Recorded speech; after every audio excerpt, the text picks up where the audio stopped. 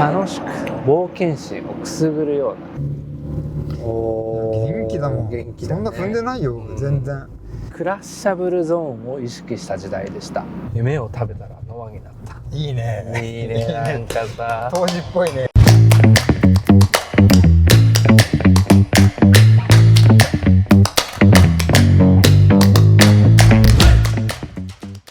冷静さんのボイス TV のお時間でございます。こんにちは。じゃあ今日のお相手もプロデューサーの上野太郎と申します。皆さんいつもありがとうございます。はい、ありがとうございます。よろしくお願いいたします。ということで今日は何でしょうか。車2台。ファミリーカー大特集第2弾ということで、トヨタ、ライトエースノア。ライトエースっていう名前がまあついてた頃のノアね。でシルバーのボディの方が、ホンダステップワゴン。それぞれ年式は1999年、ステップワゴンが2001年。すごいね。すごすぎる。25年前以上ですよ、どっちも。お互い今までに作ってるけどその初代ということで、今日はアメリカ大特集第2弾レセンサントボーイズ TV トヨタライトエースノアとホンダステップワゴンでお届けします。お楽しみに。はい、1台目はホンダステップワゴン。初代ステップワゴンね。懐かしいね。クリエイティブムーバーという言葉をもってして生み出した第3弾の車なんだ。オデッセイがあって CRV があって、そして出てきたのがステップワゴン。もちろんこれまでも家族で移動する車っていうのはたくさん作ってきたわけだけれども、もっとたくさんもっと広くっていうところを目指してステップワゴンが生まれた。もう一つ目的があったみたい。それは何かというと、楽しく冒険心をくすぐるような、要するにアウトドアに行ったりとか遊びに行ったりとか、そういったことを目指して設計された車がステップワゴンなんだよね。ということは単純に車を作るだけじゃなくてライフスタイルからガツンと提案したって感じ。おっしゃる通り。当時の CM がそうだったよね。まさにじゃんじゃらじゃんじゃらじゃんじゃんじゃんでしょ。そのワクワク感みたいなのがまさに表現されてたよね。そうだったそうだったそうだった。どれぐらいのサイズ感？まず全長が 4605 ミリ、全幅が1695、そんで高さ1830、室内高はなんと1335ミリも確保されていたんです。すごいね。広さだけを取った車ってたくさんあるんだけど、家族全員が乗れるっていうことを目指したから、シート自体の設計もしっかりやっている。座りやすくて疲れにくいシートっていうのを設計している。構造的にさ、このタッパでこのフラの低さでしょ。どういうふうに実現したんですか。いわゆるこれが FF レイアウトの効果。エンジンが駆動輪も前にあるから前輪から後ろをそのままスペースに当てることができた。じゃあ重要なのは全部前に詰まってて、そういうこと。あとは全部ガランとスペースでくり抜けたわけね。だから低い床と高い高さっていうのが実現できた。結果売れに売れました。知ってます。中身だけじゃなくて提案力もすごかったってことだよね。でこっちになるわけだ。行くか。はい、入れ替わりましたよ。こちらは車なんですか。トヨタライトエースノア。時代はね、クラッシャブルゾーンを意識した時代でした。車に乗っていて仮にぶつかるなんていう不幸なことがあった時に、ちゃんとここで潰れて守ってくれるゾーンっていうことをクラッシャブルゾーンって言うんだね。これまでのライトエースやタウンエースはいきなり運転席だったもんね。だからね、すごく工夫したみたい。例えばエンジンの位置、そしてタイヤの位置、ダッシュボードの位置、フロントシートの位置、この辺りを全て徹底して作り直してできた形がこれ。なるほどね。呼び名があってセミキャブオーバーというのが当時トヨタが出した答えだからね。ほう、なるほどね。新しい提案してきたわけだ。そう、形だけじゃなくてデザインにもこだわりました。例えばグリルからこのキラキラしたヘッドライトとか、そしてここの2本のこうやって降りていくバーがちょっと武骨な、今でいう、武骨な SUV のような雰囲気も感じさせてくれるよね。じゃあちょっとそういう演出も入れつつ提案してきたわけね。フロントのみならずこの横、前から後ろにブワーンと伸びていくデザイン、そしてそこにスライドドア、テールライトもキューッと下まで縦に伸びる。ああ、なるほど。そしてガバッと大きくトランクが開くっていう実用性と、もちろんデザイン面でもトヨタは大変な努力をした。なるほどなるほど。寸法どんな感じなの？全長がまず4475ミリ、そして幅は1695。ああ、同じぐらいだ。はいはいはい。高さが1865ミリ。あ、ちょっと高いね。ここの差は大きいよね。確かにね。どうしてこうなったかっていう話なんだけれど、さっきは FF ゆえの床の低さがステップワゴン乗りだった。こちらはまだライトエースっていう名前が残ってる通り FR 機構、前にエンジンがあってプロペラシャフトが伸びて後輪を駆動する。だから床が高い、その分屋根も高い。なるほど。これがライトエースの特徴かもしれない。じゃあこれさ、乗ってみたら全然違う感じになる可能性あるんじゃない？可能性は大ありだね。乗り心地はもちろん室内空間の感じとか、それは楽しみでございますね。せっかくなんで市場に行ってみますか。行ってみよう。どっちから行く？どうぞお好きな方。じゃあこっちから行こうか。まずステップワゴンから。はい、行きます。せーの。はい、乗り込みましたよ。1台目。元気だよね、やっぱね、この車。やけにエンジンが元気。そうなのよ。 1972cc の直列4気筒エンジン。いわゆるリッター直4みたいな感じかな。やっぱさ、振り返るとこの頃ってこういった乗用車でさえホンダのエンジンって元気だった気がしないって。不安とか出てたからね。ああ、そんな影響もあんのかな。元気だもん。元気だね。そんな踏んでないよ、全然。やっぱりさ、聞くところによるとトヨタにもできるんだけど、トヨタには独自のやっぱり安全基準だとかルールがあったの。それに対してやっぱホンダのエンジンってさ、身を削って快感を得るというような、その差はきっとあるよね。いや、絶対あると思う。すごい納得いく、それ。まあもちろんね、その分トヨタには耐久性は一番の強みであると思うんだけれども、ホンダにはホンダにしか出せないドラマのようなものをステップワゴンからも感じる。レーシングスピリットがちょっと息吹入ってるよね。あると思うな。あと太郎君、ステップワゴンはね、コラムシフトです。あ、本当だ。ここガランと開いてる。ここもガランと開いてる、ここもガランと開いてる。多分これ停車時なんかはね、子供が行き来するんじゃないかな。確かにそうだね。一人で荷物持ってる時はここにスポンとはめたりもできるね。あ、それも便利ですね。あとさ、このさ、ロケに来る時僕後ろ乗ってきたじゃん。そうだね。僕背低いんだけどめっちゃ見晴らし良かったの。なぜかっていうとさ、やっぱ着座点が高いんだよね。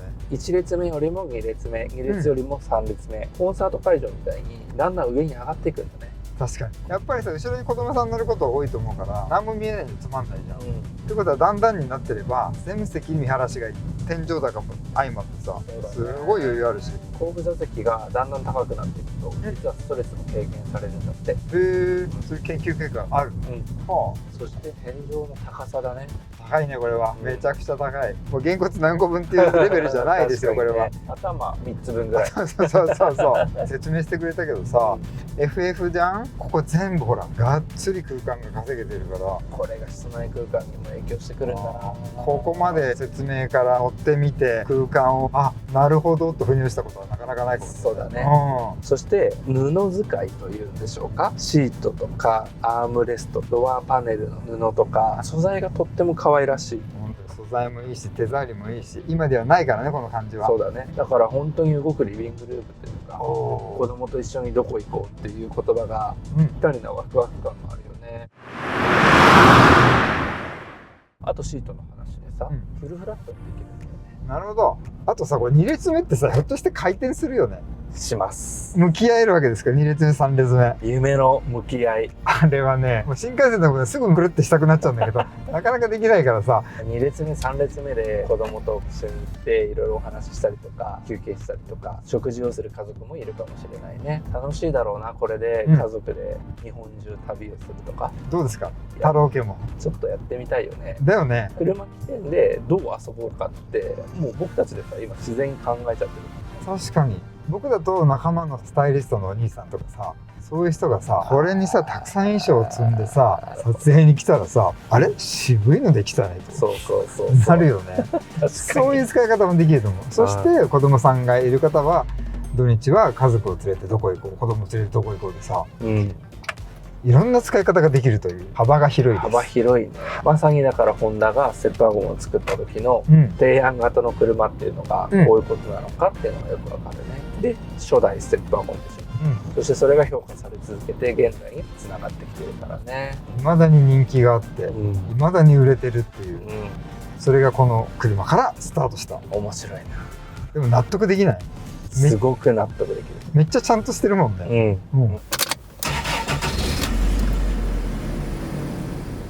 さあ、乗り込みました。トヨタタウンエースノア。商用車をベースとしているからっていう歴史を名前からも感じ取れるよね。そうだね。これ乗り込むとき結構よっこらしょだったね。高かったよね。一方でシートは車体全体に対して低い位置にあるよね。確かにそうかも。頭上高はやっぱりステップワゴンの方が高いね。そうだったね。違いがあって面白いね。じゃあ走り出してみます。はい。はい。これがまた面白いね。これまではコラムシフトだったんですよね。ああ、なるほど。が前後方向にガチャガチャガチャっと動かせる。要するにここのオートマのシフトがここに来たかのような形。イージーコラムシフトってトヨタ言うんだって。そうなんだ。名前の通りだ。まあ走り出します。はい、行きましょうか。はい。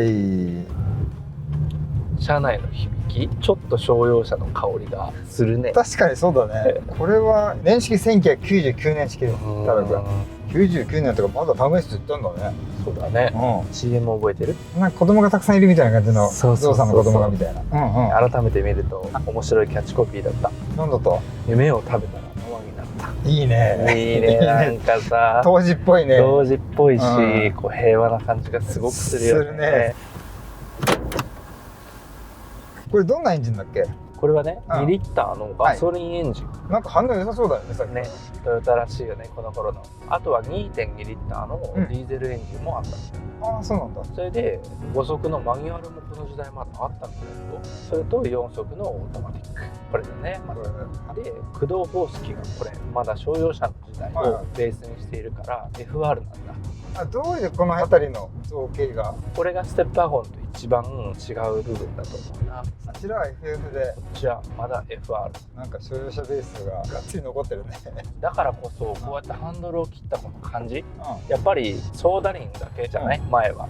で後ろで駆動するから、すごくなんかね、前がすっきりして感じます。あ、そう。ステップワゴンとキャラクターが大きくなる理由の一つだね。そういう意味で似たような車ってないよね。そうね、みんな FF だし、四駆だもんね。これはなかなか珍しい。まあ乗り込んでみると結構普通なんだけどさ、エクステリアのさ、シールって見ました？見た。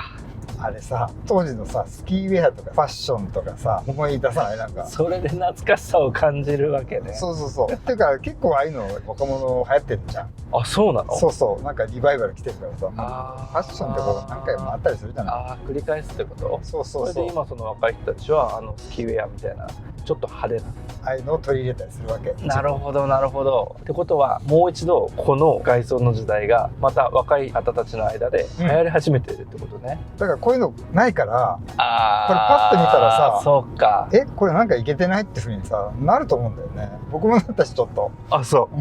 やっぱりこういう原色系の派手な感じってこの時代の特徴というか、こういう構造自体もないかもしれないけど、こういうデザインもね他にはないね。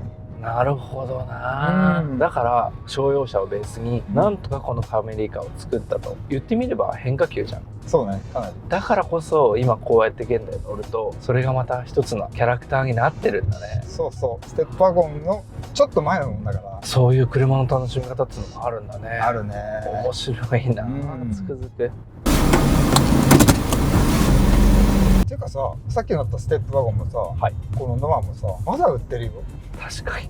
ここで生まれたこの2車種が今もずっと連綿と続いてきてるわけだよ。そう、25年以上売ってるわけ。この車とステップワゴンは、その時代の一番最初だったってことだね。歴史の始まり、ルーツでございます、これ。あの大人気のがこれだったってさ、今でもステップワゴンもさ、今ずっとかっこいいわけじゃん。確かに確かに。ルーツを巡る旅だね。そうなんです。そしてこの2台に乗って家族で旅に出て新たな思い出を作ってほしいね。そうだね。そしてさ、このノアが世界中で未だに愛されてるわけじゃん。そうだよね。トヨタらしい耐久性ゆえだよね。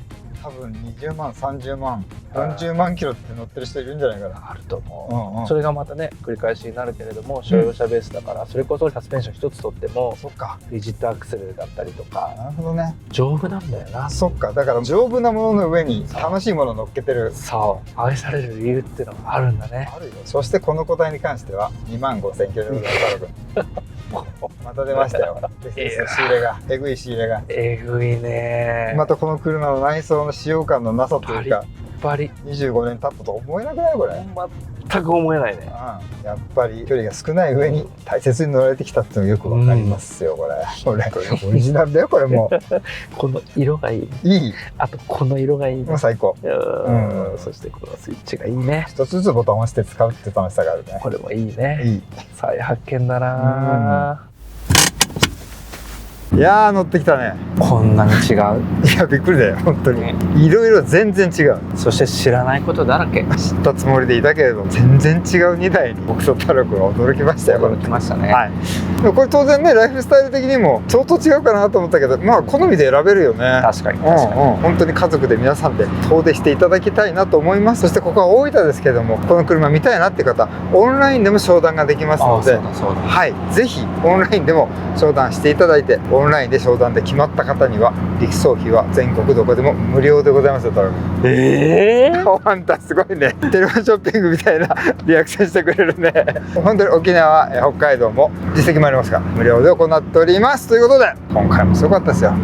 とってもいいお車2台でございますので、ご急ぎの方はお早めにご連絡ください。ということで今回のレセンス&ボーイズ TV はトヨタライトエースノア、そしてホンダのステップワゴン、どちらも初代のルーツを探る旅でございました。ありがとうございました。また見てね。ありがとうございます。お早めに。